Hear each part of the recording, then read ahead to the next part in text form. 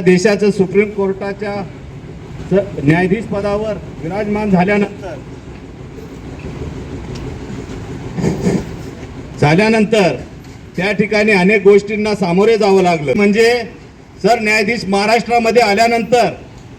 या ठिकाणच्या प्रमुख अधिकाऱ्यांनी त्यांचं स्वागत करण्यासाठी उपस्थित राहायला पाहिजे नव्हतं,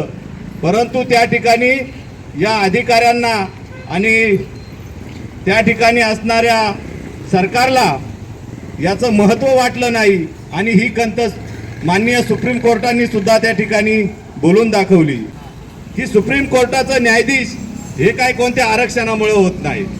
त्यासाठी त्याची पात्रता असावी लागते, त्यांचा त्याग असावा लागतो, मेहनत असावी लागते आणि एवढंच नाही तर उच्च शिक्षित असलं पाहिजे, अनुभव असला पाहिजे, त्याच वेळी या पदापर्यंत पोहोचू शकतो।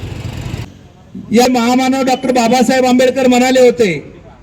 ज्या समाजामध्ये 10 डॉक्टर 20 इंजिनियर आणि 30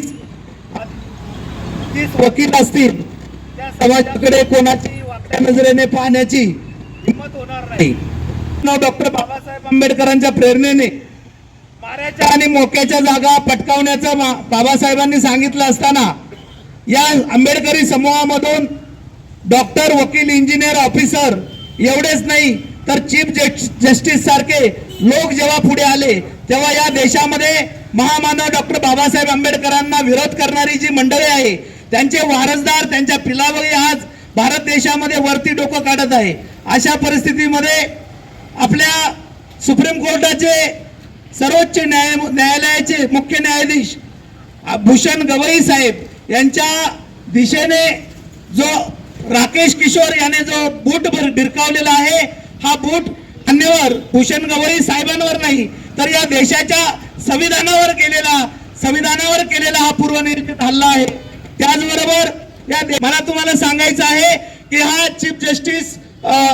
भूषण गवई यांच्या समवेत जी धोकेबाजी होत आहे तशाच प्रकारची वाय पूरन कुमार यांच्या सोबत सुद्धा अशाच प्रकारचं षडयंत्र आखलं आंबेडकरी समूहातून जे लोक गेलेले आहेत त्या शिकल्या सवरलेल्या लोकांच्या विरोधामध्ये षडयंत्र बनवून प्लॅनिंग बनवून अशा प्रकारचं अभियान सुरू केल्याचं या ठिकाणी दिसून येत आहे। मला या व्यवस्थेत बसलेल्या लोकांना सांगायचं आहे, या देशामध्ये जी आंबेडकरी जनता आहे त्या आंबेडकरी जनतेची नाळ या संपूर्ण माऱ्याच्या आणि मोक्याच्या जागेवर बसलेल्या अधिकाऱ्यांसोबत आहे। आपण जर या देशामध्ये अरे नहीं चलेगी, नहीं चलेगी, दादागिरी नहीं चलेगी, अरे नहीं चलेगी, नहीं चलेगी, दादागिरी नहीं चलेगी। भारतीय